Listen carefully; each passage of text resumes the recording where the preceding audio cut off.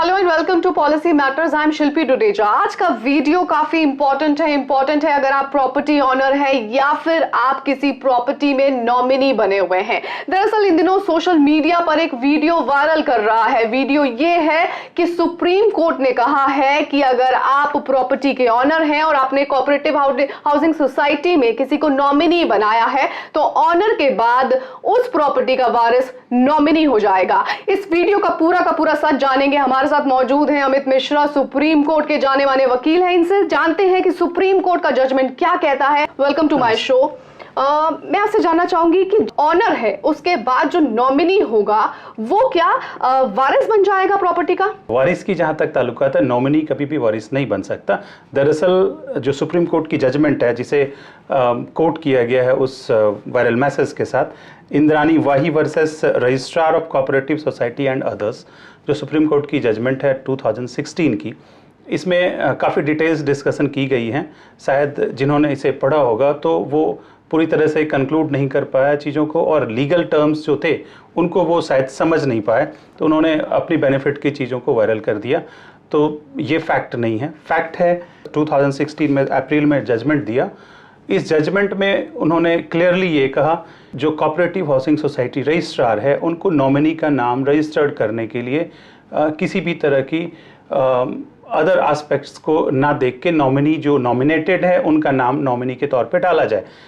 लेकिन फाइनली जो ऑनरशिप की बात आएगी, that has to be decided by the only competent court. जो लैंग्वेज था और इनहेरिटेंस राइट, जो वंशानुगत राइट मिल रहा है उनको, हिंदू हैं तो हिंदू लॉज के हिसाब से उनको जो राइट मिल रहा है वो लेटर ऑन एज पर लॉ डिसाइड होगा। इट मीन्स कि उनकी ऑनरशिप यहाँ डिसाइड नहीं कर रहे हम, नॉमिनी का नाम आना चाहिए, नॉमिनी आएगा। कोऑपरेटिव हाउसिंग सोसाइटी मेंबर्स के साथ काम करती है, यानी उसमें मेंबर बनते हैं, जो ऑनर होते हैं वो मेंबर बनाए जाते हैं। अगर एक ऑनर की डेथ हो जाती है तो उसमें एक नॉमिनी का रजिस्ट्रेशन होता है, वो उस प्रॉपर्टी का ऑनर नहीं बनता है। नॉमिनी सिर्फ और सिर्फ उस प्रॉपर्टी की जितनी भी जरूरतें हैं, कोई कागजात साइन करने हैं, उस सोसाइटी में मेंबर बनना है या इलेक्शन लड़ने हैं उस सोसाइटी में, तो वो उस तरीके से काम करता है, वो पूरी तरीके से ऑनर नहीं बन जाता है। अमित, सिंपल भाषा में मेरे व्यूअर्स को ये बताइए, नॉमिनी क्या होता है? नॉमिनी दरअसल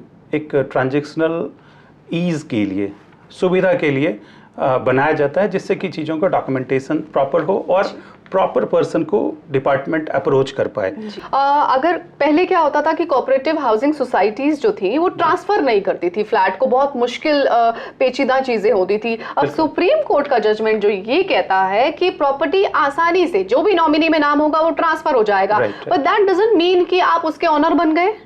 बिल्कुल, ये बात सही है कि वो ऑनर नहीं बने, नॉमिनी में नाम डाल दिया गया।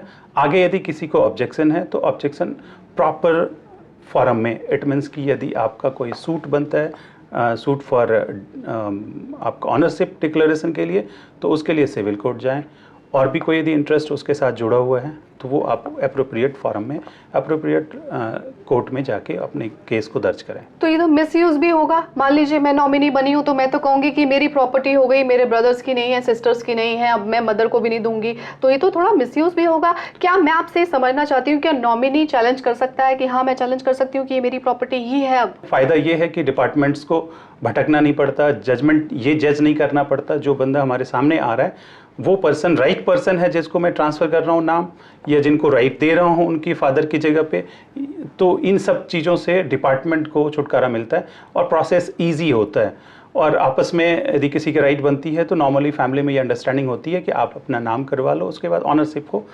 अकॉर्डिंगली डिसाइड कर लेंगे। कई बार लोगों के पास 3-4 प्रॉपर्टियां होती हैं, आपस में बांट लेते हैं कि आपके नाम से ये आ गया, हमारे नाम से वो आ गया। क्या 2 नॉमिनी भी बन सकते हैं, 3 भी बन सकते हैं? सिर्फ नहीं, सिंगल नॉमिनी का नॉर्मली प्रोविजन होता है, 2-3 नॉमिनी नहीं होता। तो वैसे केसेस में तो फिर विल करके चला जाएगा, क्योंकि जो भी प्रॉपर्टी से रिलेटेड जो भी लोग होते हैं तो वो नॉर्मली क्या करते हैं, अपने एडवोकेट लीगल एडवाइस लेके जो अप्रोप्रिएट डॉक्यूमेंट सुटेबल होता है उनकी प्रॉपर्टीज़ के लिए वो एग्जीक्यूट कराया जाता है। इस वजह से लोग रजिस्टर्ड विल भी करके जाते हैं, और अदर भी डॉक्यूमेंट्स होता है, कई बार रजिस्टर्ड नहीं कर पाते तो अनरजिस्टर्ड विल भी करके जाते हैं, ये कि आगे जाके कोई डिस्प्यूट क्रिएट ना हो। जी, कोऑपरेटिव हाउसिंग सोसाइटी के रूल्स क्या कहते हैं? आप रूल्स थोड़ा सा समझाइए, रूल्स में क्या है और पहले क्या रूल्स थे और अब ये नॉमिनी बनने से क्या फर्क आ जाएगा? बेसिक नेचर जो कोऑपरेटिव हाउसिंग सोसाइटीज़ की है कि एक ग्रुप ऑफ पर्सन्स को मेंबर बनाया जाता है, मेंबर बना के उनको एक शेयर अलॉट की जाती है उसकी, और बहुत ही सस्ते रेट पे कंस्ट्रक्शंस की जो एक्चुअल कॉस्ट आती है उसके हिसाब से कंस्ट्रक्शन की जाती है। आप यदि दिल्ली एनसीआर की बात करूं तो मैं ग्रेटर नोएडा में नोएडा में ऐसी कोऑपरेटिव हाउसिंग सोसाइटीज़ हैं जो सेंट्रल गवर्नमेंट की एम्प्लॉयज़ के लिए बनाए गए थे। इस तरह की सोसाइटी इसलिए बनाए जाते हैं कि लोअर कॉस्ट पे अच्छी फैसिलिटीज़ को दिया जा सके सैलरीड क्लास को। अगर किसी ऑनर की डेथ होती है तो वो प्रॉपर्टी नॉमिनी के पास जाएगी या सक्सेसर के पास? हिंदू में सिख, बुद्धिस्ट और हिंदू, ये तीनों आते हैं हिंदू लॉ के हिसाब से। तो सक्सेशन में शेड्यूल दिया गया है 1, 2। सक्सेशन में शेड्यूल 1 में जो आते हैं उनके पास जाएगा। 1 एब्सेंट है, इट मीन्स कि 1 जिंदा नहीं है, उनकी डेथ हो गई है, तो सेकंड शेड्यूल में जो आते हैं वो उनके पास जाएगा। सक्सेसर के लिए बुरी खबर तो नहीं है ना कि प्रॉपर्टी नॉमिनी के नाम पर है तो वो प्रॉपर्टी उसकी हो गई? कि किसी भी ऑनरशिप राइट को कोई भी फर्दर एक्ट, जब तक सिविल कोड जो इंडिया का है प्रिवेल कर रहा है, तब तक कोई भी एक्ट उसको सब्स्टिट्यूट नहीं कर सकती। और ऑनरशिप राइट की टाइटल की जिसकी बात करते हैं वो सिर्फ सिविल कोर्ट ही डिसाइड कर सकती है, that is the final authority. Even supreme court भी टाइटल डिसाइड नहीं कर सकती, ये जजमेंट एरर को करेक्शन कर सकती है लॉ पॉइंट्स पे। जो मेंबर बना है, जो नॉमिनी था वो मेंबर बन गया।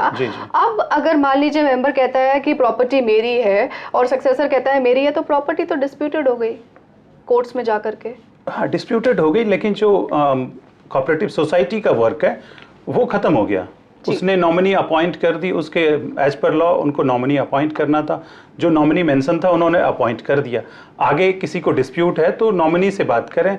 और इसमें जहाँ तक कोऑपरेटिव हाउसिंग सोसाइटी की बात है तो डिपार्टमेंट बस कोर्ट के डायरेक्शन के हिसाब से रिकॉर्ड प्रोवाइड कर देगी। सक्सेसर्स के मामले में आप हिंदू एक्ट के हिसाब से मुझे ये समझाइए कि अगर फादर हैं तो उस पर अगर उन्होंने नॉमिनी एक बेटे को दिया है तो आप कहना चाह रहे हैं कि उनके भाइयों का भी हक है? किस किस का हक है इस केस में मुझे बताइए। जस्ट समझ लीजिए एक्स फादर है, उनकी डेथ हो गई, उनका सर्वाइविंग जो लीगल हेयर्स एलआर्स बोलते हैं वो उनकी वाइफ हो सकती है, विडो जी, बेटी, बेटा, ये 1 में आता है जी।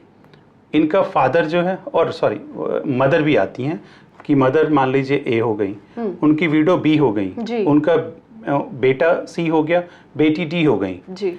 तो इन सब का इक्वल राइट आएगा। 4 पर्सन हो गया तो 25% इक्वल शेयर जाएगा इनका। लेकिन इनके फादर का शेयर नहीं आएगा उसमें, मतलब जो एक्स जिनकी डेथ हो गई उनके फादर का शेयर नहीं बनता, उनकी मदर का बनता है। क्यों नहीं बनता फादर का? सक्सेशन राइट के हिसाब से मदर को बनता है।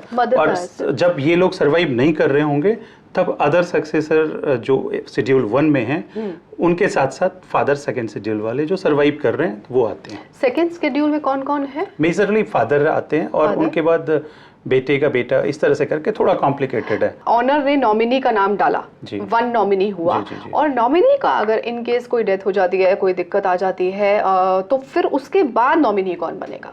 ये सीक्वेंस है जी। नॉमिनी एब्सेंट हो जाता है तो ऑब्वियस है ऐसे केस में रजिस्ट्रार, फिर जो जिस चीज़ को अवॉइड करने के लिए जो कोऑपरेटिव सोसाइटी ने ये चीज़ फॉर्मुलेट किया नॉमिनी का कंडीशन, फिर वही पोजीशन आएगा कि अब अगला किसे अपॉइंट करें जी। तो उसके लिए फिर उनको ये प्रूव करना पड़ेगा कि मैं ही उनका लीगल हायर्स हूँ।